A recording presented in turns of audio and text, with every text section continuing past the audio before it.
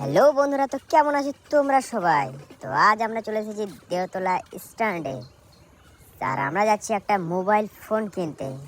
তাই আমরা বেশি দেরি না করে রাস্তার এপার ওপারটা ভালো করে দেখে নিচ্ছি, যাতে কোনো গাড়ি না আসে, যাতে আমরা সুন্দরভাবে পৌঁছে যেতে পারি দোকানে। আর আমরা প্রবেশ করে গেছি এখন সাহেব কাকুর দোকানে। আর সেখান থেকে নেবো আমরা একটি ফোন। আর সেখানে এসে দেখি আমাদের এক বন্ধু সে দোকানে আগে থেকে ছিল, এবং তাকে দিয়েই শুরু করলাম আমাদের মোবাইলটি ওপেন। আর সেই মোবাইলটি ছিল লাভা। আর সেই মোবাইলের সঙ্গে ছিল একটি চার্জার এবং একটি ব্যাগ।